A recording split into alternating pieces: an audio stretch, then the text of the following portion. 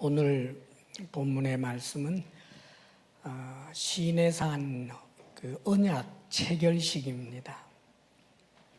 아주 유명한 이제 시내산 언약 체결인데 이제 그것을 이제 실행하는 그 예식을 지금 거행하는 장면이지요. 시내산 그 언약은 하나님께서 이스라엘 백성들을 당신의 백성으로 삼고 또 하나님께서는 그들을 가나안 땅까지 잘 인도하고 그리고 그들로 하여금 가나안 땅에서 모든 부족함 없이 그렇게 넉넉하게 모든 필요를 채우며 살 수 있도록 해 주시겠다 하는 하나님의 약속이고 또 이스라엘 백성들은 하나님을 온전히 섬기고 하나님의 말씀을 준행하며 살겠습니다 하는 이제 언약식입니다. 이 언약을 체결할 때 먼저는 하나님이 어떤 분이신지 그리고 또 이스라엘 백성들은 또 어떤 존재인지 먼저 그것을 알아야 합니다. 그래서 이런 예식이 거행되기 전에 하나님께서 이제 전제로 모세에게 이렇게 말씀하시지요. 1절과 2절을 함께 읽어보겠습니다. 다 같이 시작. 또 모세에게 이르시되 너는 아론과 나답과 아비후와 이스라엘 장로 70명과 함께 여호와께로 올라와 멀리서 경배하고 너 모세만 여호와께 가까이 나오고 그들은 가까이 나오지 말며 백성은 너와 함께 올라오지 말지니라. 이제 하나님과 이스라엘 백성들이 언약을 맺게 될 때 이 언약하는 그 당사자들이 어떤 존재인지를 먼저 알아야 합니다. 특별히 하나님에 대해서 바르게 알아야지요. 오늘 이 1절, 2절을 보게 되면 이들이 올라와서 하나님을 경배할 것을 먼저 말씀하십니다. 하나님은 누군가 경배의 대상이라는 말이에요. 하나님과 이스라엘 백성들이 언약을 맺는다고 해서 이스라엘 백성과 하나님이 동등한 존재가 결코 아니라는 거지요. 언약을 맺는다고 해서 이스라엘 백성들이 하나님처럼 높아진 것도 아니고 또 하나님이 낮아져 버린 것도 아닙니다. 하나님은 하나님이고 이스라엘 백성들은 이스라엘 백성들이에요. 다시 말하면 창조주 하나님이고 피조물 인간입니다. 이 두 사이에서 일어나는 언약입니다. 그렇기 때문에 하나님을 하나님으로 알고 경배할 줄 알아야 되는 거지요. 마치 이런 그 언약은 아버지가 아들과 이제 언약을 맺는다라고 할 때 아버지가 아들과 어떤 약속을 하는 것을 만약 가정해 본다면 아버지는 아버지의 위치에 있으면서 아들은 아들의 자리에서 언약을 맺는 거예요. 혹은 왕과 백성들 사이에 언약을 맺는다면 왕은 왕의 위치에서 백성은 백성의 위치에서 그렇게 언약을 맺는 거지요. 이 본문의 내용도 먼저는 언약의 대상이신 하나님이 누군가, 그분은 우리가 경배해야 할 창조주 하나님이다 라고 하는 사실을 결코 잊어서는 안 된다 하는 것을 가르쳐 줍니다. 우리는 언제나 예배로 하나님을 하나님으로 인정하는 그런 자세를 언제나 가져야 할 것입니다. 우리 역시 신약으로 하나님의 언약 백성인데 그리스도인들은 하나님의 언약 백성이기 때문에 하나님을 향한 친근감을 우리는 갖고 있습니다. 아버지라고 부르지요. 그러나 하나님께 친근감을 갖는다고 해서 하나님이 하나님이라고 하는 사실을 잊어서는 안 됩니다. 그분은 우리가 우리의 모든 것을 다해서 경배해야 할 대상이십니다. 창조주 하나님이라는 말이지요. 그 다음에 또 한 가지는 하나님이 어떤 분인지를 가르쳐 줍니다. 하나님은 절대 주권의 하나님이라는 사실을 가르쳐 줍니다. 언약을 맺기 전에 두 가지, 하나님은 경배의 대상이다라고 하는 것, 그리고 이 하나님은 절대 주권의 하나님이라는 것입니다. 2절 말씀해 보게 되면 너 모세만 여호와께 가까이 나오고 그들은 즉 아론과 나답과 아비후 그리고 이스라엘 장로 70명 그들은 가까이 나오지 말고 그리고 백성은 너와 함께 아예 올라오지 말라라고 말씀하고 계십니다. 여기 지금 차별이 있어요. 모세는 하나님께 가까이 오고 아론과 나답과 아비후 그 다음에 이스라엘 장로 70명은 올라와서 산 어느 중턱 하나님께 정하신 어느 부분이 있겠지요. 저 멀찍이 떨어져서 당신을 보라는 것입니다. 거기서 경배하라. 그리고 이스라엘 백성들은 산 아래 지금 있는 그곳에서 그냥 하나님을 경배하라. 차별을 두고 있다는 말이에요. 이런 차별을 주신 이가 누군가? 하나님입니다. 하나님이 주신 이 차별, 은혜의 차별이지요. 모세에게는 하나님께서 아주 큰 은혜를 주셔서 가장 지근 거리에서 하나님을 만나고 아론과 나답과 그 다음에 이 70명의 장로들은 또 그보다 조금 멀리 떨어진 곳에서 경배하게 하고 이스라엘 백성들은 저 아래에서 경배하도록 정한 이가 누군가? 하나님이라는 말이에요. 차별하시는 하나님. 여기에 대해서 인정하라는 거예요. 사실은 이런 차별에 관한 이야기가 놀랍게도 신약에도 나옵니다. 우리 예수님 따르는 그 제자 그룹에는 12명 그룹이 있었습니다. 그 다음에는 70명 그룹도 있었습니다. 그 다음에 500여 명 그룹이 있었습니다. 그 외에도 수많은 다수의 사람들이 예수님을 애워싸고 3년 동안 따라다닌 경우가 있습니다. 이 12명 그룹은 예수님께서 그들과 함께 먹고 마시면서 말하자면 우리 주님에게 생활비를 대어주는 여러 사람들이 있었는데 그것을 통해서 이 사람들이 예수님과 함께 먹고 마시고 자면서 생활을 하면서 예수님의 배운 12명 제자 그룹이 있고 70명 혹은 50명 그룹들은 자비량하며 자신들이 돈을 써가면서 계속해서 따라다녔던 그런 그룹이 있었습니다. 우리 주님은 분명히 차별을 뒀습니다. 더 놀라운 것은 그 12명의 제자조차 주님께서 차별하십니다. 세 사람을 특별히 대우합니다. 베드로와 야고보, 요한이에요. 그 세 사람 가운데서도 한 사람은 더 특별 대우합니다. 그가 바로 베드로입니다.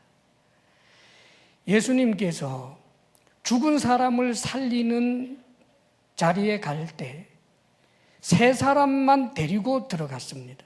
나머지 제자들은 들어오지 못하게 하셨습니다. 그뿐만이 아닙니다. 변화산에 올라갈 때 우리 예수님께서 변화산 꼭대기까지는 이 세 사람 베드로와 야고보, 요한은 데리고 갔고 나머지 제자들은 산 기슭에 그냥 있게 했습니다. 변화산에서 우리 예수님이 너무나 신령한 모습으로 변하는 장면, 모세와 엘리야를 만나는 장면, 하늘에서 하나님의 음성이 들려오는 그 황홀한 광경을 눈으로 보고 귀로 들었던 사람들은 베드로, 야고보, 요한입니다. 나머지 제자들은 그 밑에 있게 했습니다. 왜 그랬을까요? 주님 마음대로입니다. 차별입니다. 나중에 우리 예수님께서 겟세마네 동산에서 마지막 기도를 하실 때 역시 똑같은 차별을 했습니다. 겟세마네 동산에 올라가시다가 베드로, 야고보, 요한을 제외한 제자들로 하여금 여기서 기도하라. 그들은 거기서 기도했습니다. 그리고 베드로, 야고보, 요한 세 사람은 데리고 더 깊이 들어가서 너희들은 여기서 기도하라 그러셨습니다. 그리고 당신은 이들이 돌을 던지면 닿을 만한 거리까지 당신 혼자 더 들어가서 기도했습니다. 차별을 하십니다. 사랑하는 여러분, 이 차별 누가 한 차별입니까? 주님이 한 차별입니다. 그러면 이것은 우리에게 무엇을 가르쳐 줄까요? 차별을 한 이가 주님인데 은혜의 차별이고 어떤 신분의 차별이고 하나님께서 어떤 일을 맡기는 데 있어서 누구에게는 큰 일을 맡기고 누구에게는 작은 일을 맡기는 그런 차별입니다. 하나님의 차별에 대해서 누군가가 불평을 할 때 성경은 이렇게 말씀합니다. 토기장이신 하나님께서 어떤 그릇은 귀하게 쓰고 어떤 그릇은 천하게 쓸 권한이 없겠느냐. 사랑하는 여러분, 하나님은 누구신가? 절대 주권의 하나님, 당신 뜻대로 정할 수 있는 하나님, 바로 그분이라는 뜻입니다. 하나님께서 누구의 의사를 묻고 누구가 마음 상할까 봐 걱정하면서 다수를 통하여 사람들의 뜻을 따라 무엇인가를 정하는 것이 아니라 당신께서 가지신 그 뜻을 따라서 정할 수 있는 권한이 있는 분, 그분이 바로 하나님이라는 말입니다. 이것을 인정하고 하나님의 주권을 수용하게 될 때 은혜가 은혜되는 법입니다. 사실 오늘 말씀 가운데 보면 지금 여기 차별이 있는 것 같지만 이미 가장 억울한 대우를 받았다라고 생각이 되는 이스라엘 백성들, 그들이 사실은 이미 은혜의 바다 속에 들어와 있습니다. 이미 그들은 누군가 하나님의 백성이라고 하는 자리에 이미 들어와 있는 것입니다. 나와 같은 자가 하나님의 백성이 되다니, 나와 같은 자가 하나님께서 사랑하시는 백성이 되게 하시고 나를 보호해 주시고 나를 가나안까지 인도해 주시고 가나안 땅에서 모든 필요를 채우도록 해 주신다니 감사합니다. 자신에게 주어진 은혜를 은혜로 받아들이고 나보다 더 큰 은혜를 받은 일을 보면서 그렇게 하신 하나님 합당하십니다. 하나님이 하시는 모든 일은 의로우십니다. 옳습니다. 라고 고백할 줄 아는 그런 태도를 가져야 된다는 뜻입니다. 신약 성경에도 보면 이런 이야기가 나옵니다. 우리 예수님께서 항상 예수 믿는 사람들을 박해하고 예수님을 대적했던 사울이라는 자를 다른 어떤 사람에게도 주지 않았던 엄청난 은혜를 줍니다. 다메섹으로 달려가고 있는 사울이라고 하는 청년에게 주님이 친히 나타나시고 은혜를 주셔서 그가 회개하도록 만드셨습니다.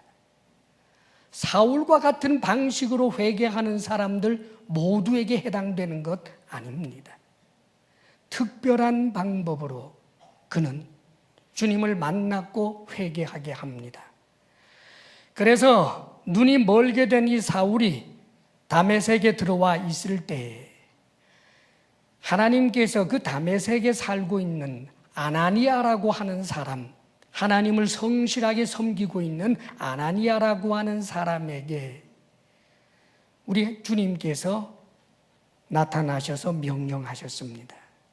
어느 곳에 가게 되면 사울이라고 하는 네가 있는데 그가 지금 금식하고 있다. 그에게 안수하여라. 그리하면 그에게 성령이 임하게 될 것이고 그가 다시 보게 될 것이다 라고 이야기를 하니까 아나니아가 이렇게 주님에게 항변하지요. 주님, 사울이라고 하는 자는 예수 믿는 사람들을 박해하고 죽이고 했던 사람입니다. 어찌하여 그렇게 큰 은혜를 주십니까? 그러자 주님께서 그는 나를 위하여 내가 택한 나의 그릇이다 그럽니다. 그런데 아나니아가 주님의 이 말씀 앞에 더 이상 항의하지 않고 아멘 하고는 사울에게 가서 손을 얹고 기도했더니 정말 사울이 성령을 충만히 받게 되고 눈을 뜨게 되고 사울로서 사도로서 활동을 하게 됩니다. 아나니아라고 하는 이는 하나님, 우리 주님의 절대 주권 앞에 자신이 머리로서는 이해할 수 없는 부분이었지만 하나님의 주권 앞에 인정하고 순종할 줄 아는 큰 사람이었습니다. 그렇기 때문에 아나니아는 하나님 나라에서도 큰 일꾼이요, 그에게 주었던 은혜가 은혜로 누려질 수 있었던 것입니다. 사실 신약 성경에도 보게 되면 이 사울에 대하여 어떤 이들은 반대하고 어떤 이들은 넓은 마음으로 이 사울을 인정하게 되는 이들이 있었습니다. 그 중에서 가장 대범했던 이들이 바로 우리 주님의 12 제자들입니다. 가룟 유다가 죽고 난 다음에 11명밖에 되지 아니하니까 12명으로 채우기 위하여 이 예수님의 11 제자들이 투표함으로 마띠아라고 하는 사람을 제자로 세우죠. 그렇게 해서 12명 사도라고 하는 그 상징적인 수를 채웁니다. 그렇게 했다라고 하는 것은 그 당시 12 사도들이 가졌던 그 자부심이 대단했다는 뜻입니다. 그 다른 어느 누구와도 절대 같지 아니하는 차별된 그런 자신들의 정체성을 분명히 가지고 있었던 사람들이 바로 그 12 사도입니다. 그런데 어느 날 뜬금없이 사울이라고 하는 자가 나타나서 자신이 사도라고 그럽니다.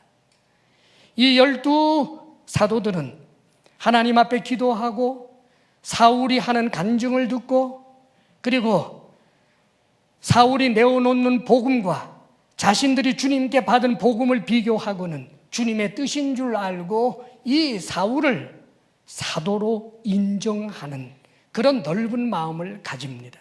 사랑하는 여러분, 그 12 사도가 정말 큰 사도라고, 큰 사람이라고 우리가 인정할 수 있게 되는 것은 그들이 적어도 하나님의 절대 주권 앞에서 자신들의 머리로서는 이해할 수 없는 부분이라 할지라도 인정할 줄 아는 사람들이었기 때문입니다.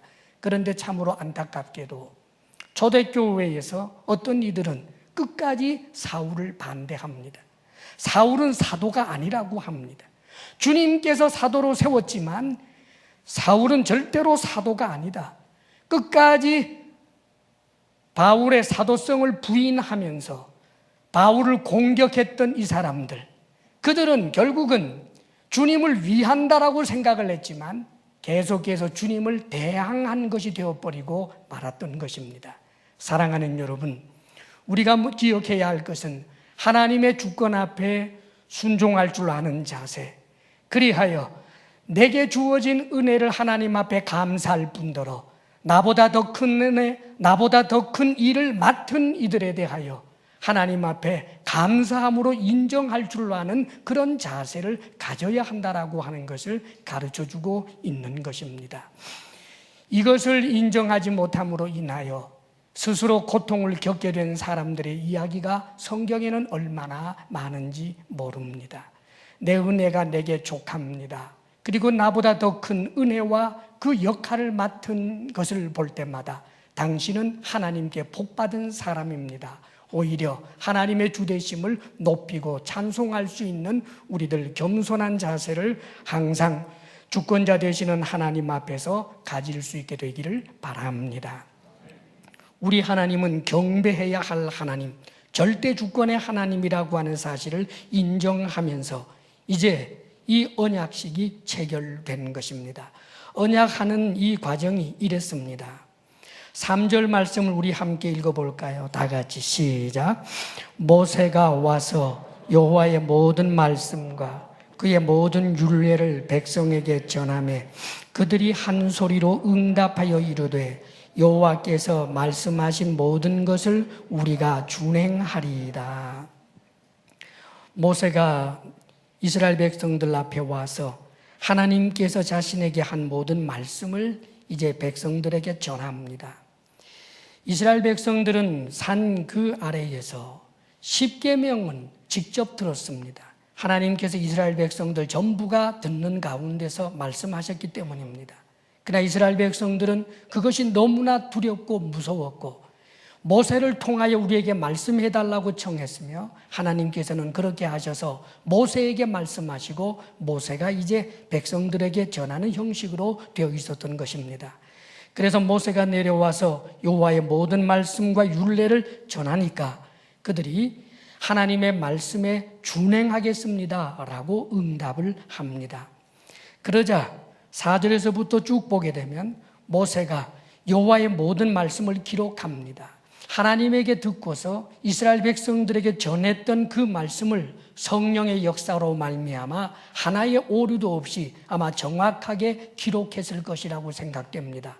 파피루스와 같은 그런 것에다가 하나님의 말씀을 다 기록하고 난 다음에 그 다음날 이른 아침에 일어나서 산 아래에다가 제단을 쌓습니다. 그리고는 이스라엘 12지파대로 12기둥을 세우고요. 이스라엘 자손의 청년들을 보내어서 소를 잡습니다. 그래서 그 소로 번제와 화목제를 드립니다. 소를 잡고 소를 죽일 때 나오는 피를 받았는데 그 받은 피 반은 여러 양푼에 담아놓고 그리고 나머지 반은 제단에다가 쏟아 부었습니다. 그리고 난 다음에 자신이 기록했던 그 언약서, 이스라엘 백성들에게 이미 한번 전한 적이 있었던 그 언약서를 다시 한번 이스라엘 백성들 앞에서 낭독을 하는 거예요. 그랬더니 이스라엘 백성들이 여호와의 모든 말씀을 우리가 준행하겠습니다 라고 서약을 합니다. 그러자 모세가 이제 그 양푼에 담아두었던 피 반, 그것을 가지고 와서 이스라엘 백성들에게 뿌립니다.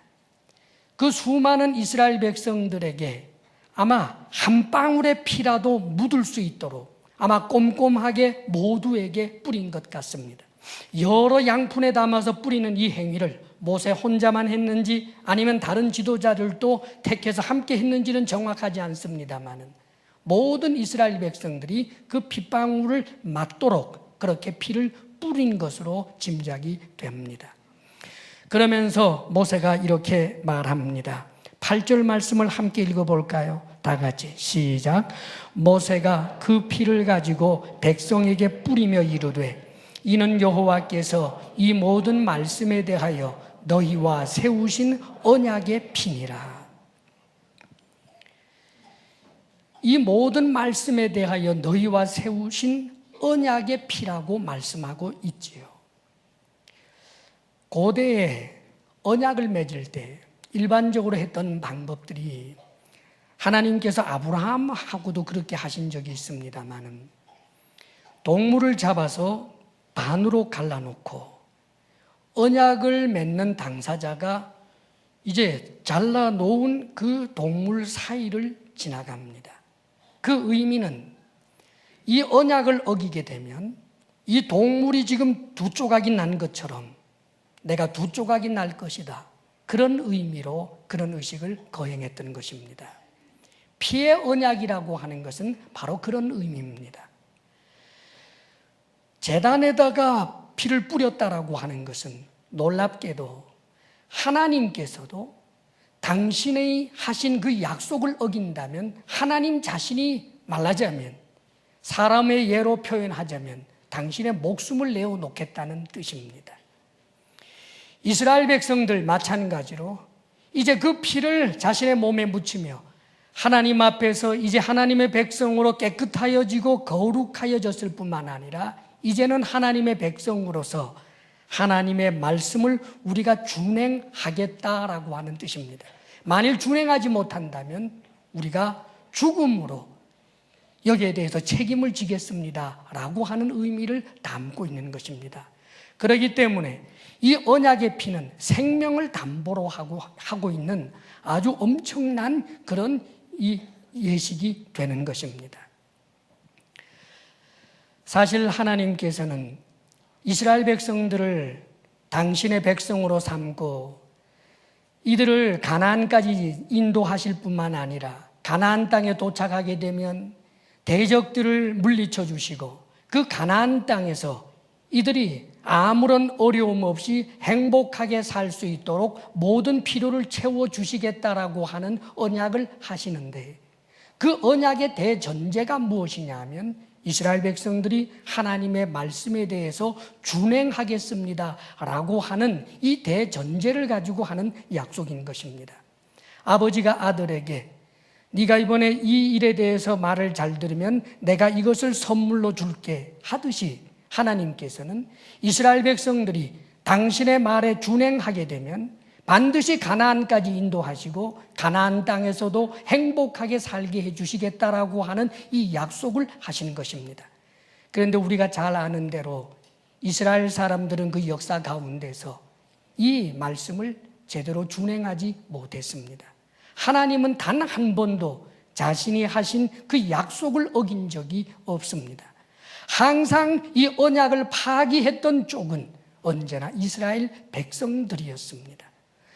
그러나 신실하신 하나님께서 이스라엘 백성들에게 진노하시면서도 결국은 예수 그리스도를 통하여 이 언약의 완전한 성취를 이루게 됩니다.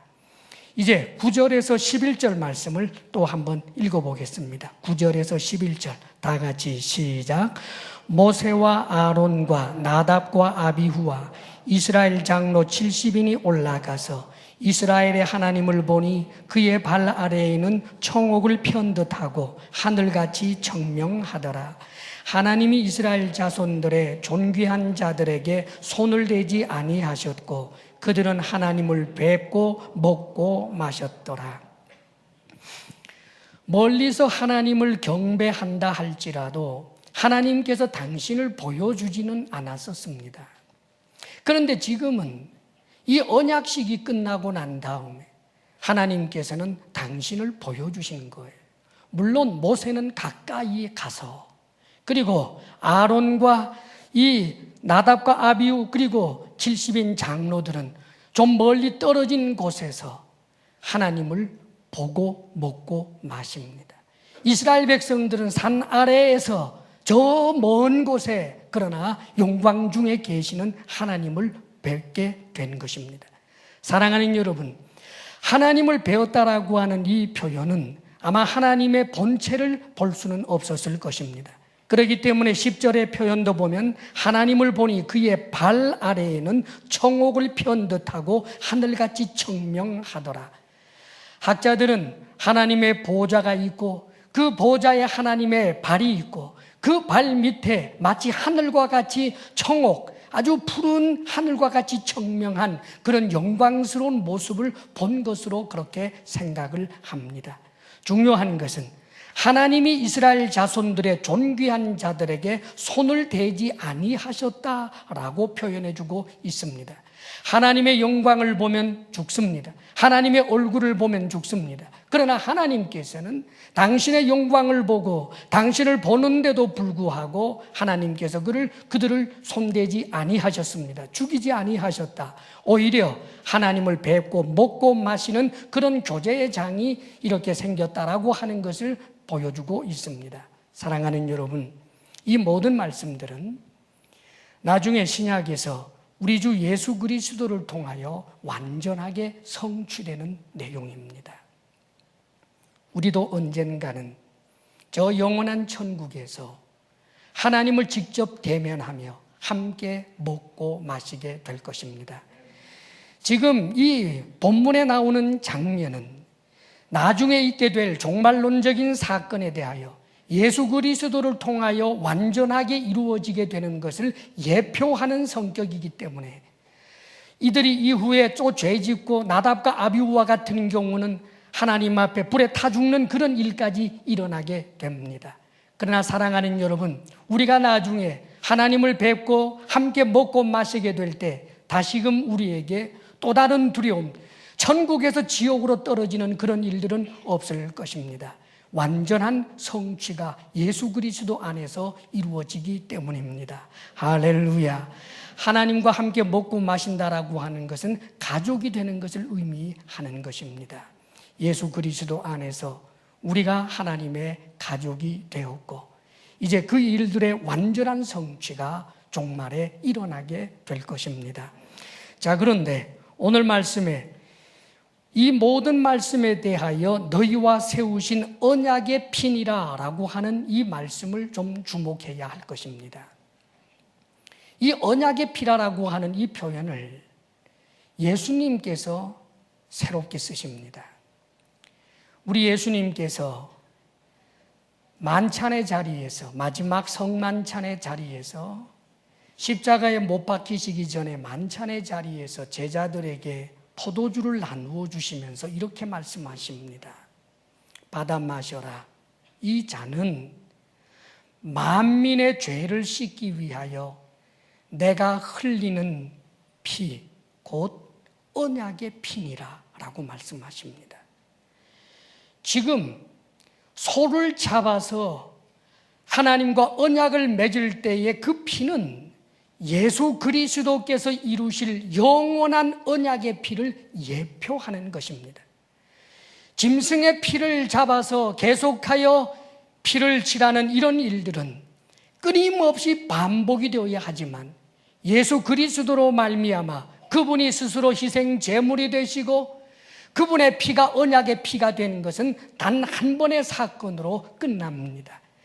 그렇기 때문에 성경에서는 예수 그리스도께서 이루신 이 언약의 피를 새 언약이라고 말씀해 주고 있습니다. 히브리서 9장 13절에서부터 15절까지의 말씀을 제가 한번 읽어보겠습니다. 잘 들어보시기를 바랍니다. 염소와 황소의 피와 및 암송아지의 죄를 부정한 자에게 뿌려 그 육체를 정결하게 하여 거룩하게 하거든 하물며 영원하신 성령으로 말미암아 흠없는 자기를 하나님께 드린 그리스도의 피가 어찌 너희 양심을 죽은 행실에서 깨끗하게 하고 살아계신 하나님을 섬기게 하지 못하겠느냐. 이로 말미암아 그는 새 언약의 중보자시니 이는 첫 언약 때에 범한 죄에서 속량하려고 죽으사 부르심을 입은 자로 하여금 영원한 기업의 약속을 얻게 하려 하심이라. 사랑하는 여러분, 옛 언약을 이야기하고 있고 새 언약을 이야기합니다. 옛 언약이란 이 시내산 언약을 포함해서 구약에 있는 모든 언약을 옛 언약이라고 합니다. 아브라함하고도 세웠고 혹은 아담하고도 세웠고 모세하고도 세웠던 여러 옛 언약들이 있습니다. 그런데 안타깝게도 이 옛 언약을 이스라엘 백성들은 지키지 못했습니다. 그 죄가 쌓이기만 했습니다. 그런데 이 옛 언약으로 말미암아 지은 그 죄를 새롭게 속량하시기 위하여 예수 그리스도께서 십자가에 못 박혀 죽으심으로 새 언약을 주셨습니다. 예수 그리스도를 믿는 자마다 그 죄에서부터 용서함을 얻고 하나님 앞에서 심판을 받지 아니하며 구원을 얻게 된다라고 하는 약속입니다. 할렐루야. 이것이 바로 새 언약입니다. 우리 주 예수 그리스도로 말미암아 이제 이 예표되었던 이런 언약의 피가 예수 그리스도의 십자가 구속의 은혜로 말미암아 새 언약으로 단번에 이루어지게 된 것입니다. 그런데 우리는 여기서 한 가지 주의할 점이 있습니다. 예수 그리스도를 믿음으로 말미암아 새 언약에 참여하게 되었는데 새 언약에 참여함으로 죄 없는 자가 되고 구원받은 하나님의 백성이 되었는데 그렇다면 도대체 그 믿는다라고 하는 것이 무엇을 의미하는 것일까? 옛 언약에서는 이스라엘 사람들이 이 언약식 앞에서 하나님의 말씀을 준행하겠습니다 라고 하는 고백을 여러 번 반복하는 장면이 나옵니다. 자, 그렇다면 이제 새 언약에서는 하나님의 말씀에 준행하겠습니다 라고 하는 이런 다짐이 없어도 되는 것일까 하는 것입니다. 사랑하는 여러분, 새 언약의 자리에서 예수 그리스도를 믿음으로 말미암아 구원을 얻는다라고 할 때 그 믿음은 하나님의 말씀을 준행하겠습니다 라고 하는 것이 포함되어 있는 의미라고 하는 사실을 잊어서는 안 됩니다. 믿음과 행함은 동전의 양면과 같아서 결코 분리될 수 없는 것이기 때문입니다. 그렇기 때문에 야고보 사도는 행함이 없는 믿음은 죽은 믿음이라고 말합니다. 그렇다면 여기에서 말하면 그 행함은 율법주의적인 의미에서의 그것을 행함이라고 말하는 것이 아닙니다. 구약으로 돌아가 보겠습니다. 이제 하나님의 말씀을 준행하겠습니다 라고 말할 때 하나님께서 이스라엘 백성들에게 요구한 것은 율법주의적인 의미에서 저들이 율법을 완전하게 완벽하게 단 1%의 흠도 없이 지켜낼 때만 구원을 주시겠다라고 하셨던 말씀이 사실상 아닙니다, 여러분. 원래 구약에서도 구약에 맺었던 그 언약이 신약으로 말미암아 새 언약으로 이제 대체되게 되는데 옛 언약에서도 이제 새 언약으로 성취된 것 가운데 하나가 이제 폐지된 것이 있습니다. 그것은 말하자면 옛 언약 하에서는 여러 가지 종교적인 행위들이 있었습니다. 형식들이지요. 이를테면 시체를 만지지 말아라. 만지면 부정해진다. 또 돼지고기는 먹지 말아라. 먹으면 부정해진다. 그뿐만 아니라 어떤 절기들을 지켜라. 그러나 오늘날 우리들에게 있어서는 돼지고기를 먹어도 죄가 되지 않습니다. 예수 그리스도 안에서 그런 형식들은 완전히 성취되었기 때문입니다. 절기를 지키지 않는다고 할지라도 유월절을 초막절을 이런 거 지키지 않는다고 할지라도 하나님께서 우리에게 죄를 묻지 않습니다. 예수 그리스도를 통하여 완전히 성취되었기 때문입니다. 성전을 건축하는 것도 여러 가지 성전을 건축하는 양식들을 하나님께서 제시해 놓았습니다. 그러나 신약에 와서는 예수 그리스도의 몸으로 완전히 이루어졌기 때문에 우리는 반드시 그런 성전을 지어야 할 이유도 없고 다시금 옛날처럼 계속하여 번제를 드리고 화목제를 드릴 이유도 없습니다. 모든 종교적인 형식들은 예수 그리스도로 말미암아 완전하게 성취되었기 때문에 우리는 옛날 구약의 백성들과 같은 그런 방식으로 하나님을 섬기지 않습니다.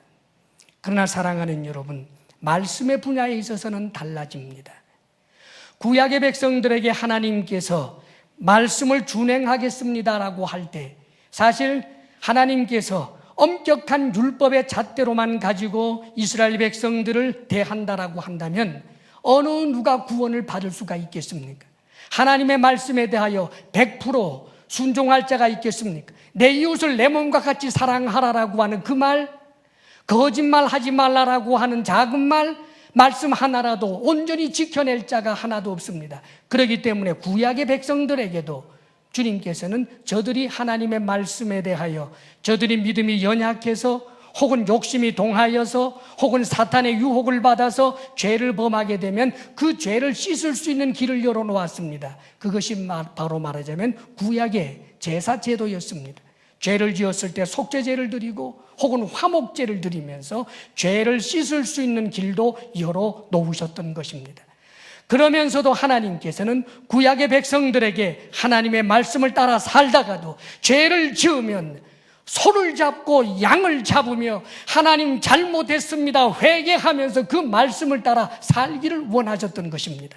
이 정신은 신약에 와서도 마찬가지입니다. 여러분, 이제는 소나 양이 아니라 예수 그리스도로 말미암아 우리가 죄 씻음을 받았고 하나님의 백성이 되었지만 그러나 우리는 이스라엘 백성들이 전날 옛 언약 때 내가 하나님의 말씀을 준행하겠습니다라고 했던 것과 같이 우리들도 여전히 하나님 앞에서 하나님의 말씀을 따라 살겠습니다라고 하는 선한 의지를 세우고 치열하게 그 말씀을 소중하게 여기며 살아가야 하는 것입니다.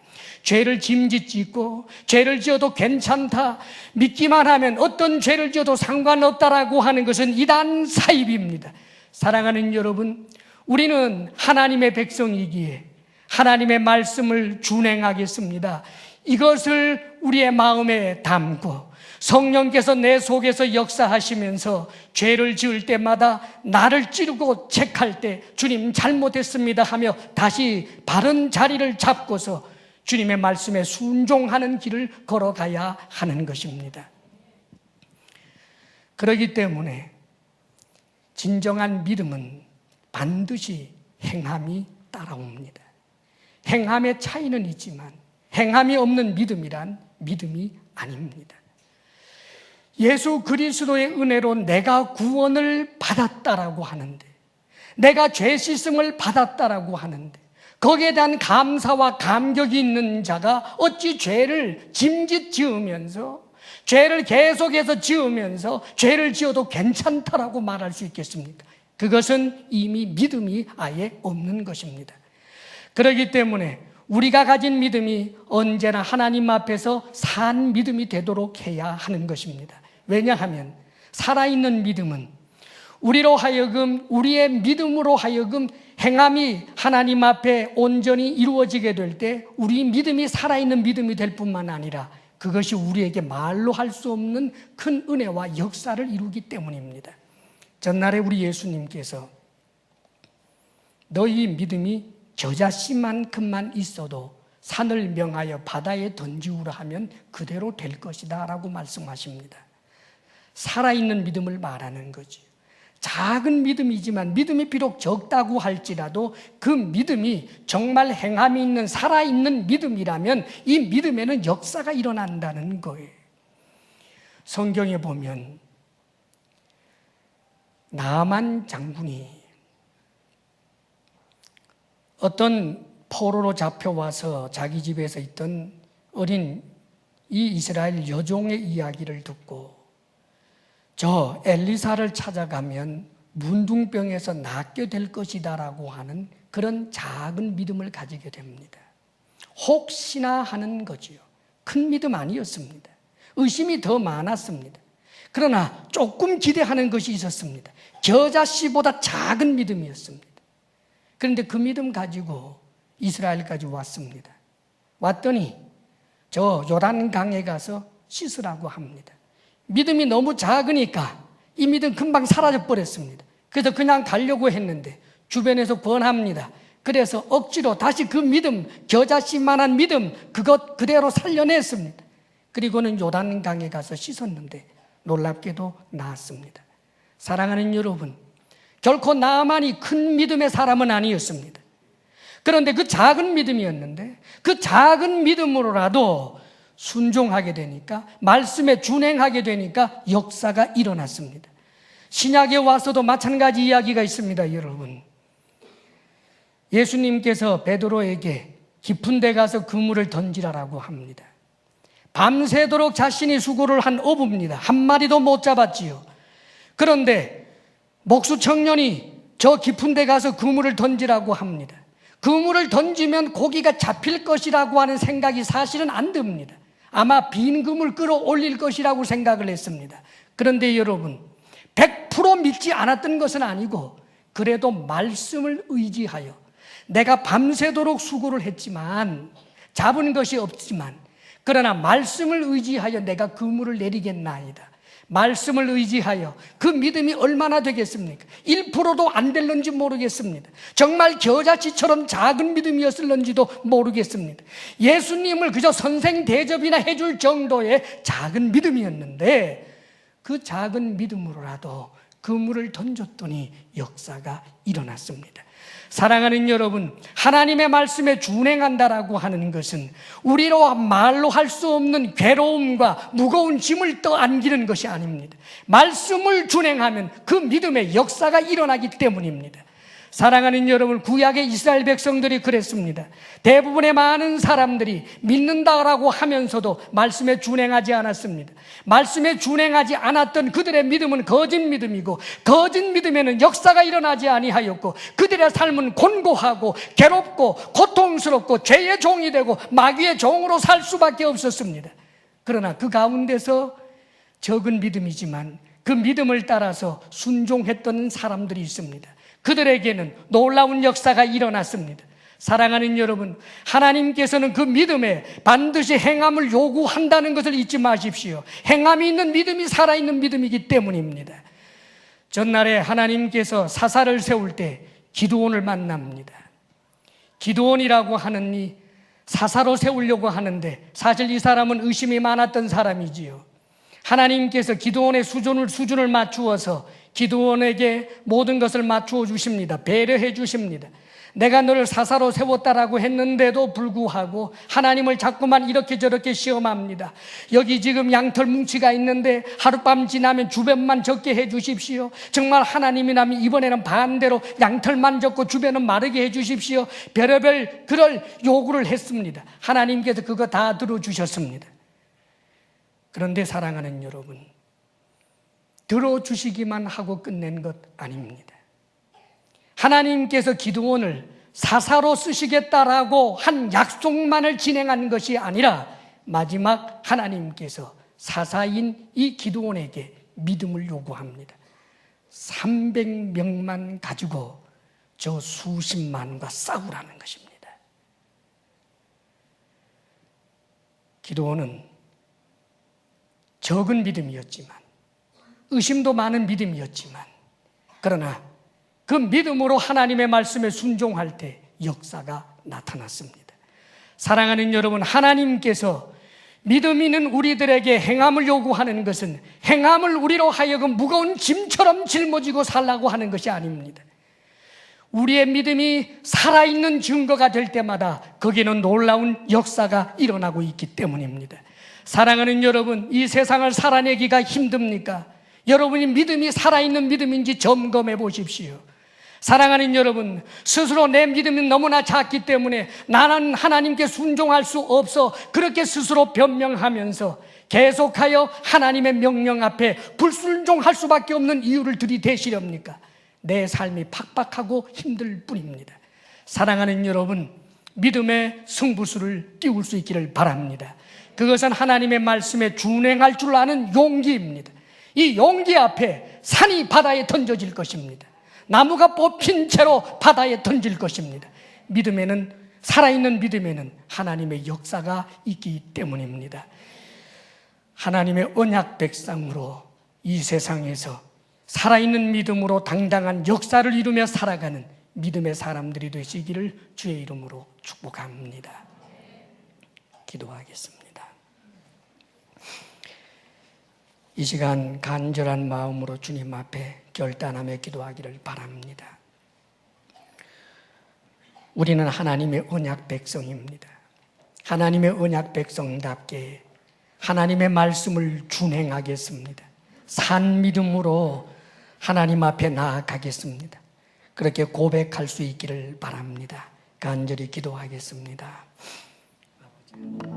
아버지 하나님, 아버지 하나님, 우리가 창조주 하나님을 아버지라 부를 수 있게 해주셔서 감사합니다.